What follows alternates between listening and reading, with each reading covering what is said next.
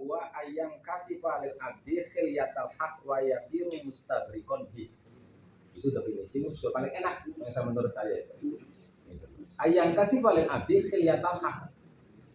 Tersingkap pada hamba apa khilyatal haq.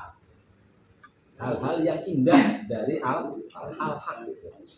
Akhirnya lalu dia istighfar tenggelam dalam keindahan Allah itu. Nah, berarti bos kita sewaktu-waktu ya nama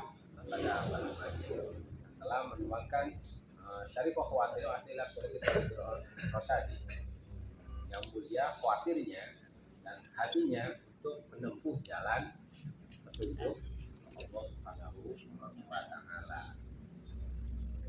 Wadalika, dan itu kalau kita merenungi tentang betapa guru-guru besar-besar itu musuh-musuh yang benar-benar telah kamil dari ayatihim dalam di ayahnya itu gelora beliau dalam memperhatikan akan keselamatan kita dunia akhirat.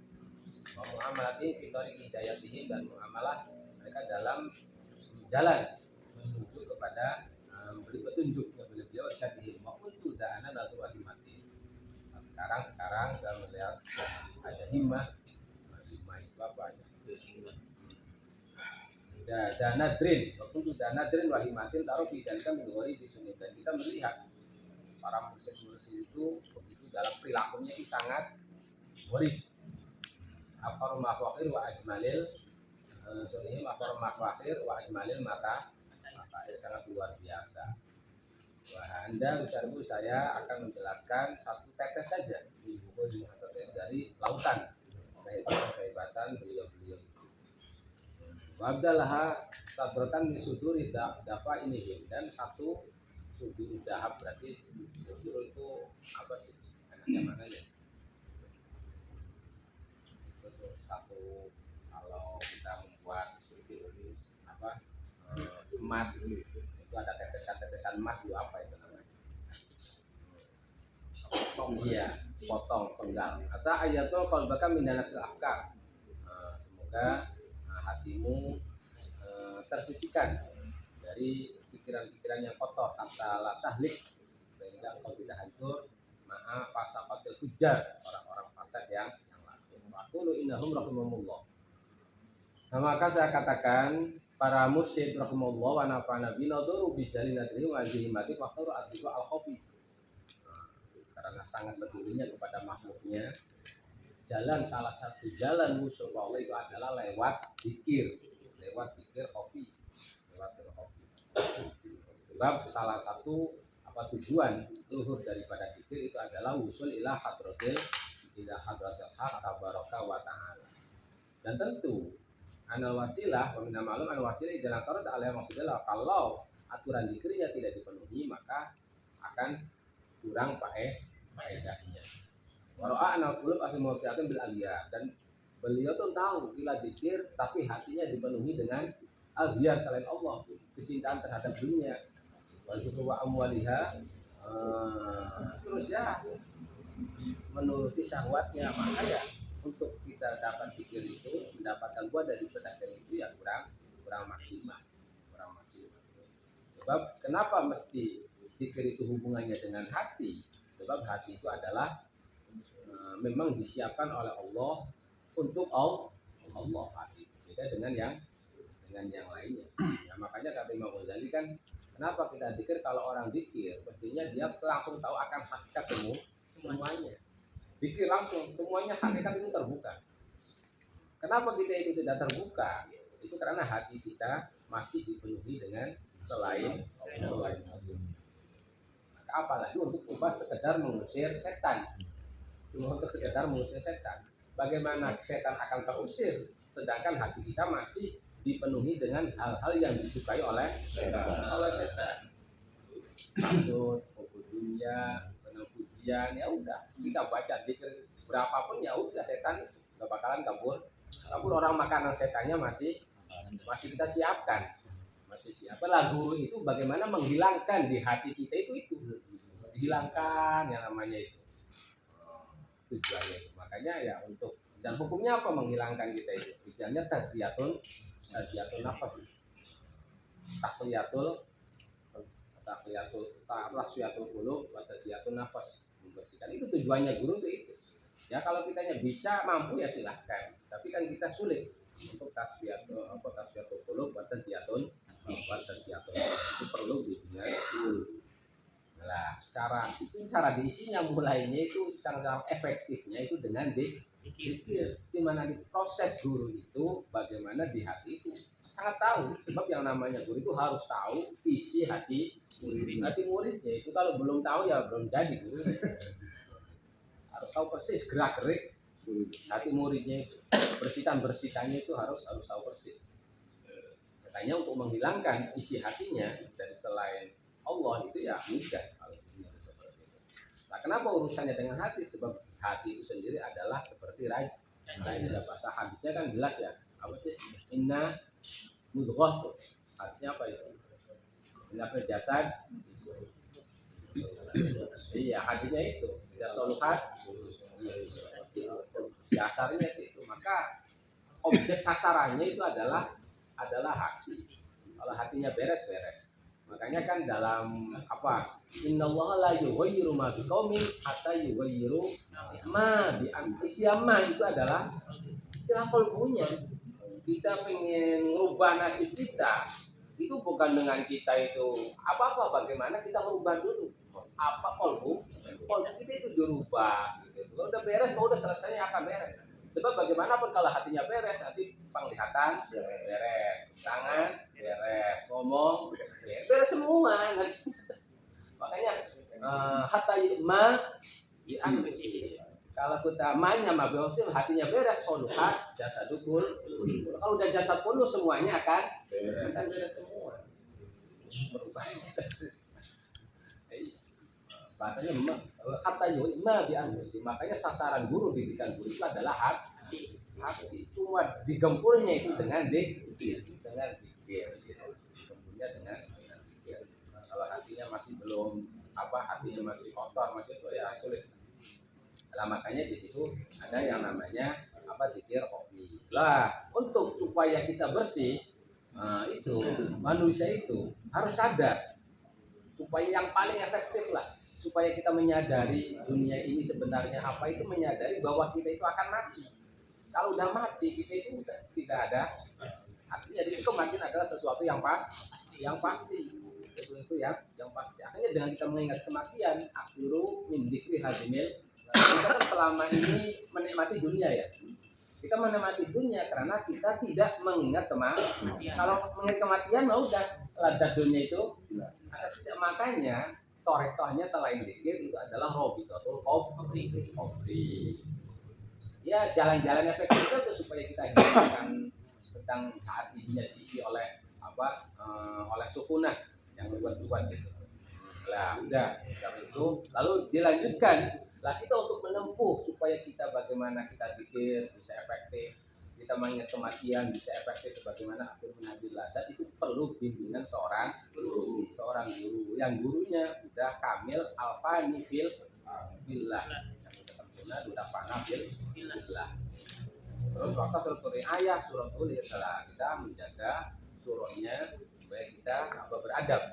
Lalu kita mendapatkan ya stafik itu luberan ya. Surah harus dibaca kafutur itu bisa al-futur wan nur. Sebab guru itu sifatnya, namanya guru kalau kita berjalan itu sifatnya kendaraan. Bagaimana kita menuju jalan ke mau ke mana?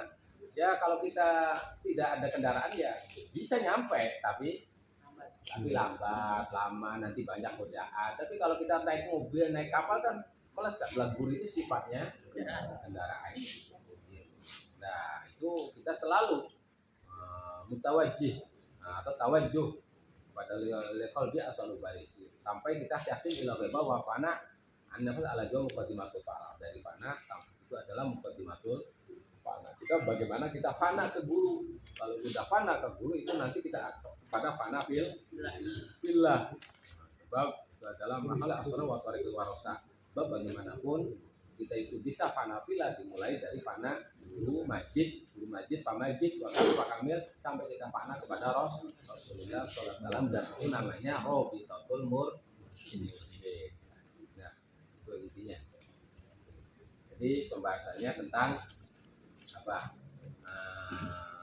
Jalan, sebagian jalan usul ilallah, terus dalam kita usul ke Allah sesuai dengan banyak hadis Quran itu melalui zikir. Nah, zikir berzikir hubungannya dengan hati, semuanya itu untuk mempengaruhi hati.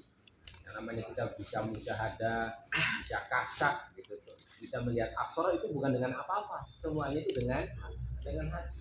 Musyahadatul haq, kasak itu dengan hati semua. Maka kita ditambah dengan hati zikir. Zikir itu akan bisa maksimal kalau kita di dalam zikir itu hal-hal yang mempengaruhi terbukanya hati itu dihilangkan. Yang efektifnya lagi dengan kita selalu mengingat kematian. Lalu kita semuanya menjalankan dengan bimbingan seorang guru. Itu kan nas Al-Quran, betul. Tapi keyakinan seperti itu di mana?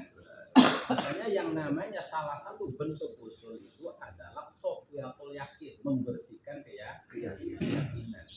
Makanya kita mengetahui akan firman Allah itu. Lah, wa kullu man wasala ila sofil yakin bitoriqi dzaq. Bahwa Allah itu dekat dengan kita, lebih dekat dari urat nadi. Wa kullu man wasala ila sofil yakin bitoriqi dzaq rasa wal wajad fa huwa rutbatun minal wusul. Itu tingkatan paling rendah dalam usul. Summa yatafawatun, lalu yatafawat faminhum may yajidu Allah bitoriqil af'al. Pertama dia melihat Allah itu bitoriqil af'al, berarti dia meyakini apapun yang tergerak itu semuanya bi'afalillah. Wa huwa rubbatun fit tajalli, itu ada rubah tajallil wayat nih, lalu dia fana. Maka suatu dia fana filuhu wa fi'lu ghairihi liwuqufihi ma'al Allah. Jadi apa yang pun dia gerakan, apa orang lain yang bergerak itu meyakini bahwa itu adalah Allah dan wukuf ma'al Allah wa ma'agum enama kuntum. Nah, bukti orang yang udah usul af'al yakhruju fi hadil hala minat tadbir wal ikhtiyar, maka dia dalam hidupnya tidak ada rencana, tadbir tidak ada ikhtiar. Masih ikhtiar, masih tadbir, masih belum usul. Masih belum percaya dengan Allah gitu. Itu halah yang ini bahwa apa kita, makanya awal-awal orang usul itu tidak ada yang bergerak kecuali yang menggerakkan adalah Allah. Pertama sekali itu lalu tidak ada yang hidup. Kalau gerakan kan masih hidup gitu. Kalau gerakan lalu naik lagi tingkatannya, tidak ada yang hidup kecuali yang hidup. Jadi kita itu mati semua, tidak ada yang hidup itu. Nah, kalau udah tingkatan yang puncaknya lah, tidak ada yang ada kecuali Allah. Oke, itu kalau udah usul tingkatan sana, dan itu sifatnya apa? Dzaq wal wajib. Itu perasaan. Jadi ya, kalau ini mah kalau ngomong-ngomong saja dong. Sifat al-adhi khiliyatal haq wa yasiru mustaghriqan bi. Itu definisi usul paling enak menurut saya itu. Ayang kasih paling abdi khiliyatal haq, tersingkap pada hamba apa khiliyatal haq, hal-hal yang indah dari al-haq itu. Akhirnya lalu dia istighfar tenggelam dalam keindahan Allah itu. Nah itu berarti usul kita sewaktu-waktu ya namanya gitu. Tapi kalau para aulia itu senantiasa istighfar terus kepada khiliyatul haq. Ayat kasifah lil abdi khiliyatal haq wa yasiru mustaghriqan bi. Lah, kalau terus itu tuh dipertahankan, maka akanlah sampai yang namanya wisol. Namanya wisol. Wisol dia akan melihat sesuatu itu secara hakikat. Secara alam, bukan musyahadah. Minimal melihatnya secara malakutiyah. Malakutiyah itu melihatnya. Sebab nama apa dalam akhir surat Yasin itu apa? Yadihi malakutu kulli syai'. Setiap sesuatu itu ada malakutnya. Apa yang sesuai ini sesuatu semua itu ada malakutnya. Itu Itu kalau orang udah usul itu akan melihat sisi malakut yang yang bisa dilihat oleh orang-orang yang belum ijtihad. Pertama ijtihad, kedua suluk, ketiga sair itu berjalan, keempat toer itu terbang. Toer itu terbang. Bagaimana kita kalau kapal kan pertama itu dia, terus nanti suluk landing, iya, terus air lebih cepat, akhirnya landing itu toer. Lah istihad itu adalah tahakkuk bihaqaiqil Islam, itu istihad. Maka orang tidak bakalan marifat kalau tidak tahu tentang aturan agama Islam, itu tidak bakalan. Sebab itu harus apa? Istihad. At-tahakkuk bi tahaqqaiqil wasuluk at-tahakkuk bi haqaiqil iman. Suluk itu tahakkuk bi kita menyatakan tentang hakikat keimanan, iman kepada Allah, iman kepada malaikat. Apa sih iman kepada Allah itu? Lah itu baru kita suluk. Kita membuktikan keimanan kita kepada Allah. Apa sih iman kepada Allah? Allah wujud, Allah alim, Allah itu.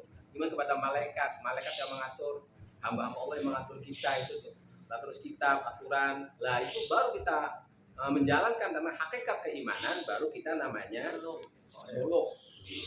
Itu namanya wasair at-tahakkuk bil haqaiqil ihsan. Itu baru kita sair. Berjalan. Bila mana kita menyatakan dengan hakikat ihsan. Wa thair al-jadbah bi tariqil jud wal ihsan ila ma'rifatil malikil mana. Sewaktu kita jadbah suluk untuk toreko selain Naksabandiyah itu setarnya kan adalah suluk.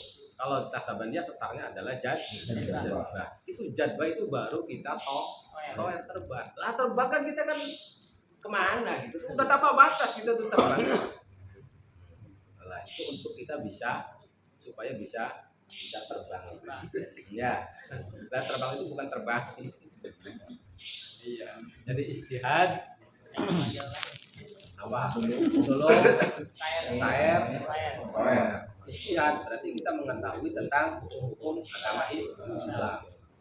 Terus suluk berarti kita iman, menyatakan tentang keimanan Allah, malaikat. Nah, terus sair ihsan itu keanakaan, tak budak keanakan. Kalau itu dibuktikan kita itu baru suluk, baru sair. Nanti kalau kita keanakan taruh, akhirnya kita merasa panas, baru kita toer. Lah toer ini masih toer fana anil nafsi, belum fana fillah. Nanti fana fillahnya kita udah standar naik. Kalau naiknya udah tidak akan menuju tujuan. Kayak kalau kita naik dalam pesawat kan standar ketinggian kan udah terbatas. Kita tujuannya kemana? Lah itu kalau kita udah sampai batasan, itu baru kita namanya fana anil nafsi lalu menuju fana fillah.